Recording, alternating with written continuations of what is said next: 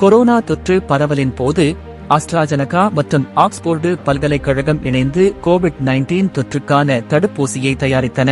இந்தியாவில் இந்த தடுப்பூசியை சீரம் இன்ஸ்டிடியூட் நிறுவனம் தயாரித்து கோவிஷீல்டு என்ற பெயரில் விற்பனை செய்தது.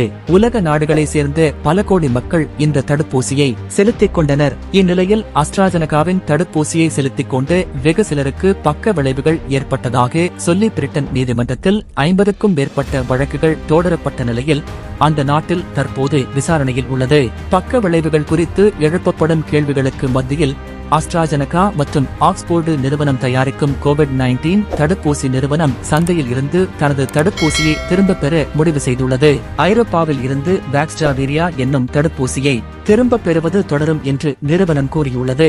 இருப்பினும் அஸ்ட்ராஜெனகா தடுப்பூசியை திரும்பப் பெறுவதற்கு காரணம் பக்க விளைவுகள் குறித்து பிரச்சனை அல்ல என கூறியுள்ளது.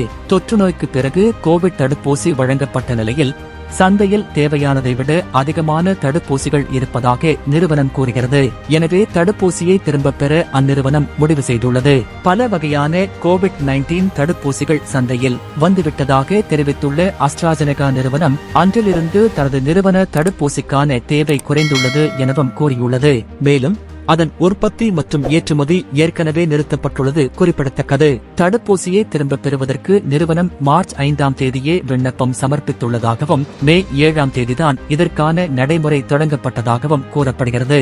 இந்த முடிவின் மூலம் இனி அஸ்ட்ராஜெனகா நிறுவனம் கோவிட் தடுப்பூசி தயாரிப்பதையும் விநியோகம் செய்வதையும் நிறுத்திக் கொள்கிறது.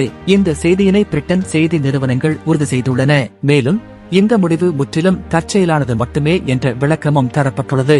சமீபத்தில் பிரிட்டிஷ் உயர் நீதிமன்றத்தில் முதன்முறையாக தனது கொரோனா தடுப்பூசி இரத்த உறைவு மற்றும் குறைந்த பிளேட்லெட்டுகள் போன்ற பக்க விளைவுகளை ஏற்படுத்தக்கூடும் என்று அஸ்ட்ராஜெனகா ஒப்புக்கொண்டது. தனது கோவிட்-19 தடுப்பூசி வெகு சிலருக்கு த்ரோம்போசைட்டோபீனியா நோய்க்குறி போன்ற பக்க விளைவுகளை ஏற்படுத்தக்கூடும் என்று பிரிட்டிஷ் உயர் நீதிமன்றத்தில் ஒப்புக்கொண்ட போது இந்த விஷயம் வெளிச்சத்திற்கு வந்தது. த்ரோம்போசைட்டோபீனியா நோய்க்கான அறிகுறியின் காரணமாக உடலில் இரத்த கட்டிகள் உருவாகத் தொடங்கும் அல்லது பிளேட்லெட்டுகள் உடலில் வேகமாக குறையத் தொடங்கும் என மருத்துவர்கள் கூறுகின்றனர். உடலில் இரத்தம் உறைவதால் மூளை பக்கவாதம் ஏற்படும் அபாயமும் அதிகரிக்கிறது. இந்தியாவில் இந்த அஸ்ட்ராஜெனகா தடுப்பூசியை ஆதார் பூனாவாலாவின் நிறுவனமான சீரம் நிறுவனம் தயாரித்தது. சீரம் நிறுவனம் இந்த தடுப்பூசியை கோவிஷீல்டு என்ற பெயரில் சந்தையில் அறிமுகப்படுத்தியது.